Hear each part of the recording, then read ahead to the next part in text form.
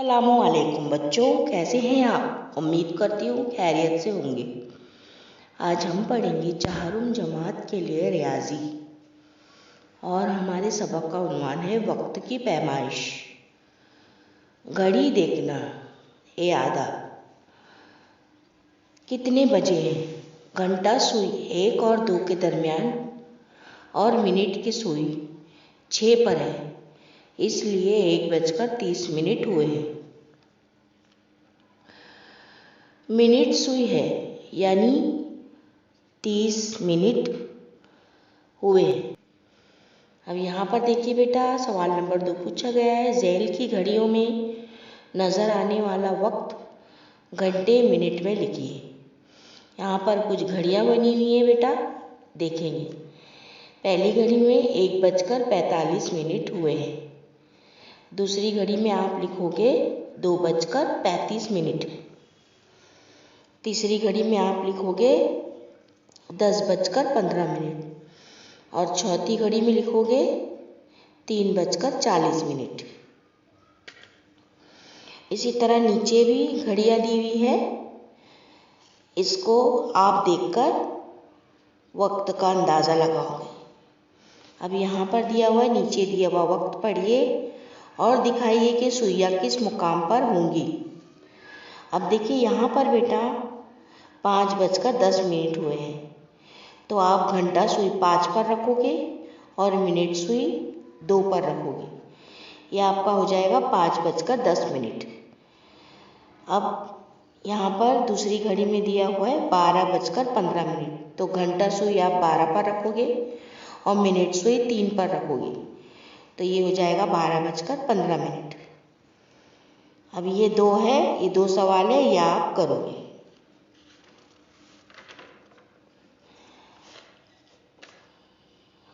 सवा, साढ़े, पौने जैसे लफ्ज़ों का इस्तेमाल।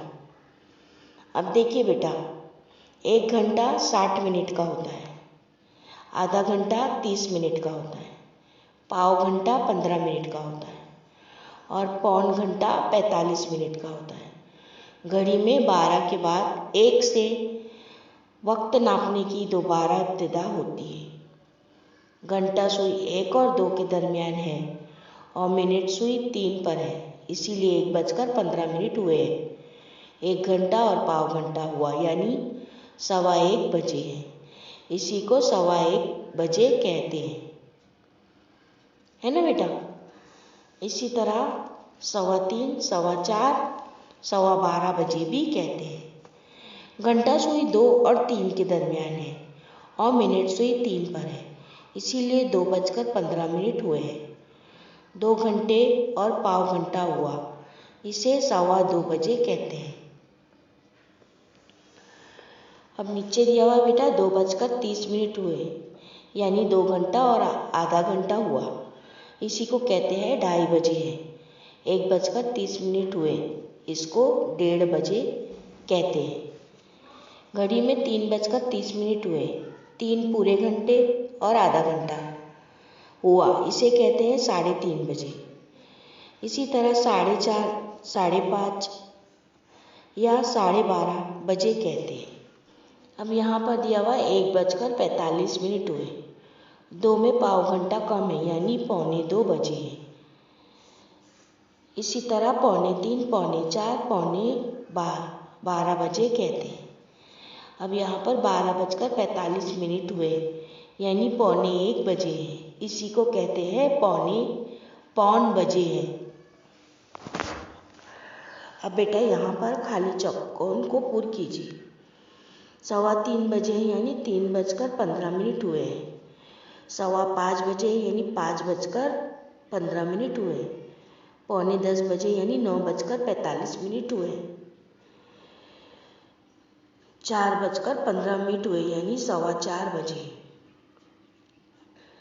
6:45 हुए यानी 6:45 बजे। 9:30 हुए यानी 9:30 बजे। यहाँ पर दिया हुआ बेटा कैलेंडर का अयादा। यहाँ पर कैलेंडर के सफ़ात का मुशाहिदा कीजिए और जवाब दीजिए। सवाल नंबर 1 पूछा गया है। यहाँ पर पहले एक आपको कैलेंडर दिया हुआ है। ये कौन से महीने का है बेटा? ये अगस्त के महीने का कैलेंडर है। अगस्त में कुल कितने दिन होते हैं? अगस्त महीने में कुल 31 दिन होते हैं। यहाँ पर पहला सवाल पूछा गया है, अगस्त महीने में कितने दिन हैं? यहाँ पर आप लिखोगे अगस्त महीने में कुल 31 दिन है। सवाल नंबर 2, इस साल यौम आज़ादी किस रोज़ है? तो आप जवाब लिखोगे इस साल यौम आज़ादी जुमा 15 तारीख जुमा के दिन है। सवाल नंबर 3 पूछा गया, इस महीने में कितने पीर हैं? तो आप जवाब लिखोगे इस महीने में कुल 4 पीर हैं। सवाल नंबर 4 पूछा गया, जुमेरात किन किन तारीखों को है? आप यहाँ पर जवाब लिखोगे 7, 14, 21 और 28। सवाल नंबर 5 पूछा गया है, अगस्त महीने में कौन से दिन 5 बार आए हैं? और सवाल नंबर 6 पूछा गया है, एक ही दिन कितने दिन बाद वापस आता है? ये 2 सवाल आपको करना है। अरसा गिनना। हुमैरा मई महीने में मामू के गांव गई। 9 मई से 25 मई तक वो रोज़ाना तैरने के लिए जाती थी। तब हुमैरा कितने दिन तैरने के लिए जाती थी? ये मालूम करने के लिए कि वो कितने दिन तैरने के लिए जाती थी, हम 9 तारीख से 25 तारीख तक दिन गिनेंगे। अब यहाँ पर देखिए आपको कुछ नुक्तों के ज़रिए समझाया गया है कि हुमैरा कुल कितने दिन तैरेगी। अब यहाँ से आप गिनना शुरू करोगे। अब 9 को 1 मानोगे, 10 को 2 मानोगे, 11 को 3, 12 को 4, 13 को 5, 14 को 6, 15 को 7, 16 को 8, 17 को 9, 18 को 10, 19 को 11, 20 को 12, 21 को 13, 22 को 14, 23 को 15, 24 को 16 और 25 को 17, यानी वो कुल 17 दिन तैरने के लिए जाती थी, है ना बेटा? अब आपको समझ में आया ये? अब यहाँ पर देखिए सवाल नंबर 2 पूछा गया है, जावेद के स्कूल में 5 मई से तातील शुरू हुई।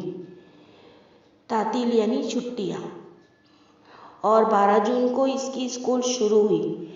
तब इसे कितने दिन की छुट्टी मिली? 5 मई से तातील शुरू हुई।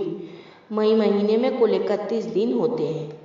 मई की 4 तारीख से 31 तारीख तक दिन हुए 27। तो हम 31 में से 4 तफरीक करें तो जवाब आएगा 27। 12 जून को स्कूल शुरू हुई, इसका मतलब ये है कि 1 तारीख से 11 तारीख तक यानी 11 दिन छुट्टी थी। इसी तरह कुल छुट्टी 27 जमा 11 यानी 38 दिन हुई। समझ में आया बेटा आपको? अब यहाँ पर कुछ मश्की सवाल दिए हुए हैं, ये आपको करना है। लीप ईयर, मुजीब और दानिश जो आपस में बातें कर रहे हैं, यहाँ पे उस बच्चे की सालगिरह 4 साल के बाद आती है। तो ऐसा क्यों होता है, जबकि सालगिरह तो हर साल होती है, हर साल आती है?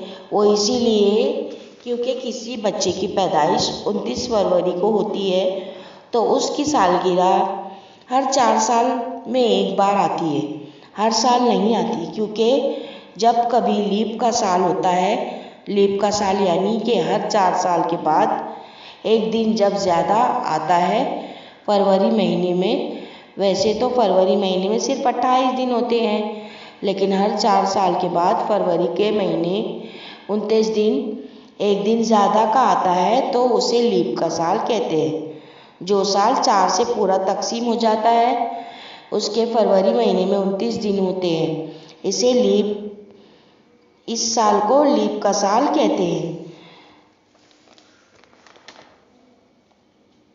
2008 ये 4 से पूरी तरह तकसीम होता है, वो लीप का साल कहलाएगा। जो भी लीप का साल होगा उसे फरवरी महीने में 29 दिन होते हैं। अब देखिए बेटा, आपको यहाँ पर 2 कैलेंडर दिए हैं ना, तो पहले जो ऊपर वाला है वो लीप का साल है, लीप के साल का कैलेंडर है। और जो नीचे दिया हुआ है बेटा, वो कौन सा है, लीप का साल वाला कैलेंडर नहीं है, क्योंकि बेटा यहाँ पर देखिए आपको 2012 दिया हुआ है। ये 2012 जो है वो 4 से कट जाएगा, यानी ये लीप का साल है। और 2014 जो है वो 4 से तकसीम नहीं होगा, इसीलिए लीप ईयर नहीं कहलाएगा। समझ में आया बेटा आपको? ये है लीप ईयर।